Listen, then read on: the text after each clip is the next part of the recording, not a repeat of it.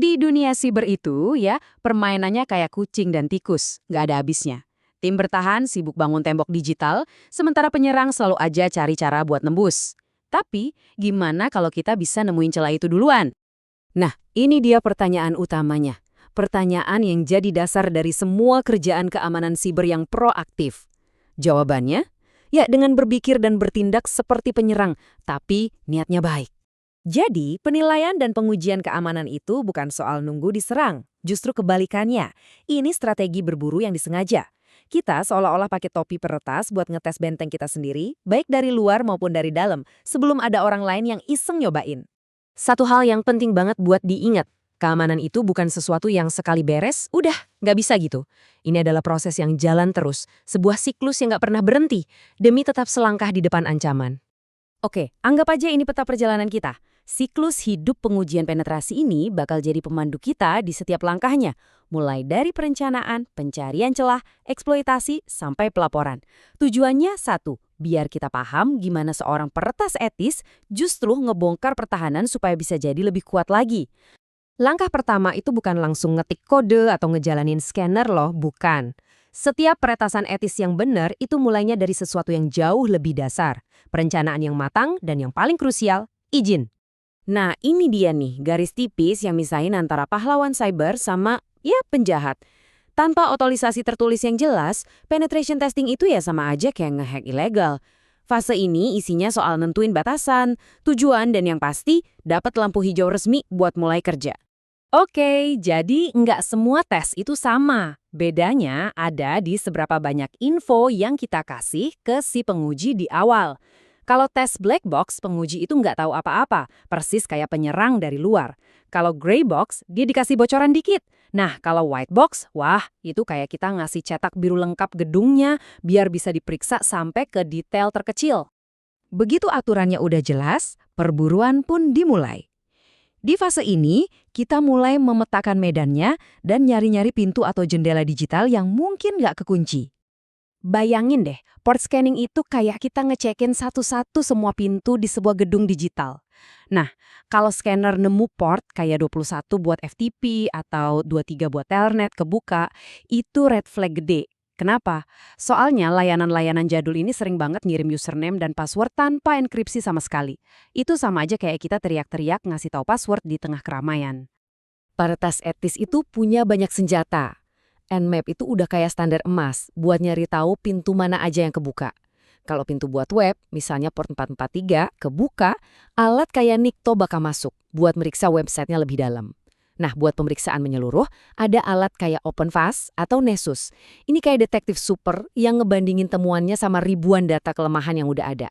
Terus gimana dong tim bertahan ngawasin ini semua? Nah, mereka pakai yang namanya sistem SIM, singkatan dari Security Information and Event Management. Anggap aja ini kayak ruang kontrol keamanan terpusat. SIM ini ngumpulin semua catatan aktivitas atau log dari semua perangkat, jadi tim keamanan bisa ngelihat pola-pola aneh yang bisa jadi pertanda serangan. Nemu pintu yang kebuka itu baru satu masalah. Tapi ngecek seberapa kuat kunci di pintu itu, nah itu cerita lain. Sekarang kita geser fokusnya dari infrastruktur jaringan ke software atau aplikasi yang jalan di atasnya. Gini, pengujian use case itu buat mastiin aplikasi jalan normal sesuai fungsinya. Tapi pengujian misuse case, nah disinilah pola pikir peretas mulai main. Kita coba akalin aplikasinya biar ngelakuin hal yang nggak seharusnya. Terus fuzzing?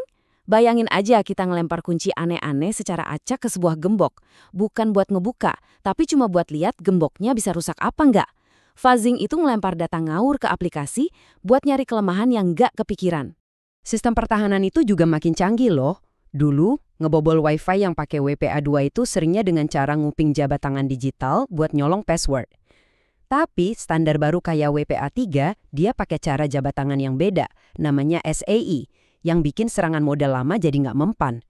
Ini bukti nyata kenapa penguji keamanan harus terus belajar dan beradaptasi.